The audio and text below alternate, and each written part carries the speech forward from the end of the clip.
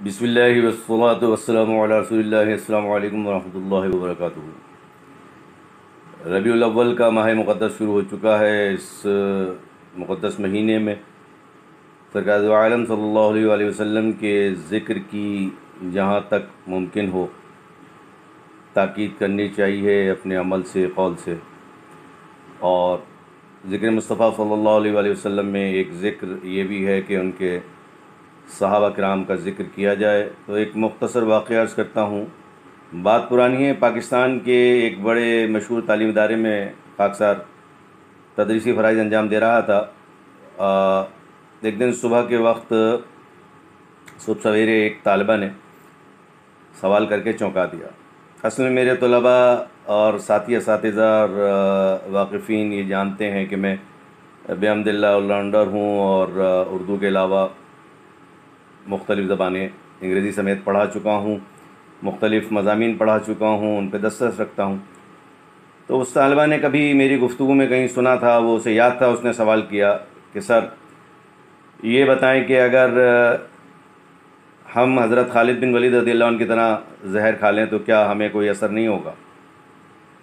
اب یہ سوال تو غیر متوقع تھا، اور مجھے بھی اس وقت ایک ہلکا سا اچنبھا ہوا، ہنسی آئی۔ میں نے مسکراتے اسے جواب دیا کہ ہاں، بشرطے کہ ہمارا ایمان بھی ان کی طرح مضبوط ہو۔ مشہور واقعہ ہے، سیدنا خالد بن ولید رضی اللہ عنہ کو دھوکے سے زہر پیش کیا گیا کسی چیز میں، شاید مٹھائی جیسی کوئی چیز تھی، اور گمان یہ تھا کہ یہ کھا لیں گے تو یہ جاں بحق ہو جائیں گے، شہید ہو جائیں گے۔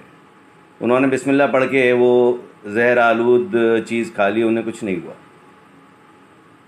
تو میں نے جو جواب دیا تھا وہ دہراتا ہوں، ہم سب کے لیے ہے کہ پہلے ہمارا ایمان تو اتنا پختہ ہو کہ ہم زہر بھی کھائیں بسم اللہ پڑھ کے تو ہم پر کوئی اثر نہ ہو۔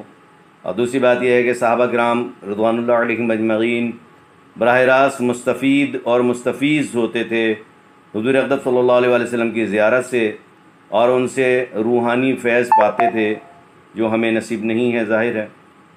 تو اس کے طفیل صحابہ کرام میں وہ وہ طاقتیں پیدا ہوئیں کہ جنہوں نے جن کی بدولت انہوں نے نہ صرف ایک دنیا پہ حکومت کی بلکہ ان کا کسی معاملے میں کوئی ثانی نہ ہوا۔